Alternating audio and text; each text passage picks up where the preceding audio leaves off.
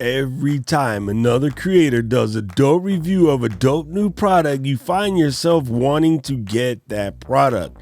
You also find yourself looking at other people's studios or setups or gears or streams and just decide you need to buy what they have in order to make your stream as good as theirs. This, my friends, is known as GAS, or Gear Acquisition Syndrome. Today I'm going to show you how to get a handle on GAS. Stick around. Aloha. I'm Doc Rock, your content creation coach. Today I'm going to talk to you about one of the biggest problems when it comes to content creation, especially for YouTubers and live streamers, photographers, DJs, racing enthusiasts. Like, it happens to everybody, but gear acquisition syndrome, also known as GAS, is when you see somebody rolling down the block in a hot Ferrari and all of a sudden you want that, but you got yourself a 1978 Get Out and Push. Yeah, I mean, I guess we learn it as little kids from cars or from, other people having toys that we don't have, sneakers, a whole bunch of things. But when you get into content creation, it becomes extremely dangerous, right? So a lot of people will see my stream or my gear and I'll start thinking to themselves that the only way they're able to pull off a stream that looks similar is to buy the exact same gear. Now, yeah, that kind of works, but when you think like that, you're forgetting about the many, many years of experience I have operating a camera, or the many, many years of experience I have speaking on a microphone, things like that. So just going out and getting the exact same mic as me doesn't mean you're going to sound like me. And besides, who has this lovely voice but I? That's just not how it works. Going out and grabbing a Rodecaster Pro because your favorite streamer has a Rodecaster Pro and putting yourself in trouble, not necessarily a good look. Can you create some of the same things using the equipment you already have?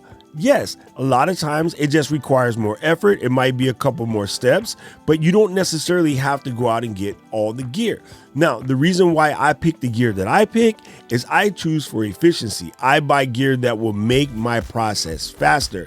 That way I can produce more. That's my primary concern, is producing more. You have to ask yourself every time you want to get a new piece of gear, what is my why? Why do I really want it? Of course, first step, check your need versus want.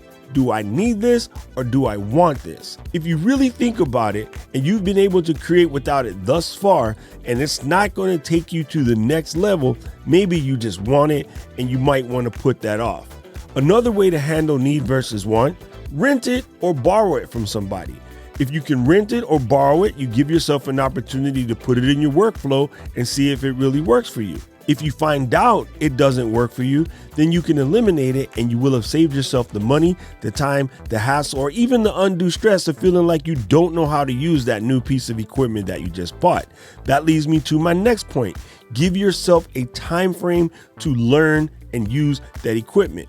Do not buy a piece of equipment and not test it out, beat it up, put it through its paces before the return policy dies. It is very important. If you buy something extremely expensive, especially, go directly to it. Map out the time to run through all the things, do all the tutorials, check out all the tips, tricks, and reviews videos, the hacks, learn all of that stuff and see if you can implement that before the return period dies. That way, worst case scenario, you can send it back. Speaking of tips, tricks, hacks, and reviews, take the gear you already have, go back and rewatch the tips, tricks, hacks, and reviews. Why? Oftentimes you'll find out special things that the piece of gear you already have can do that you just forgot about or you overlooked or you missed. Probably because you didn't read the manual, but I'm gonna let you slide on that one today.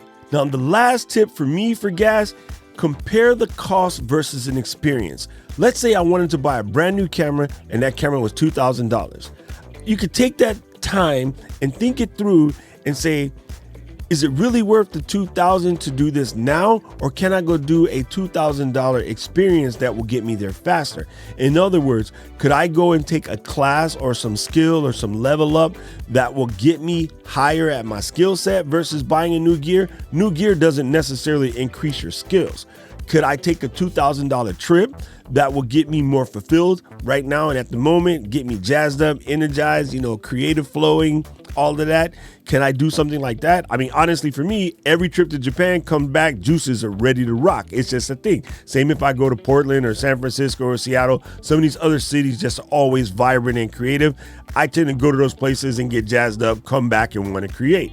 Maybe you can go do something experiential that will be better for you in the long run than just a new piece of gear. The bonus tip. Here's the bonus tip. If you buy it, see if you can find a way to get it paid off in 90 days. Now, this doesn't work with all gear, but with some gear, just go and plan those clients, go plan the extra work, go do something to make sure you can recoup that cost as soon as possible. If you do the following things, I think you can get a control of your gas. If you like the video, press the subscribe button, ring the bell so you never miss another tip, and watch the video that comes up on screen next.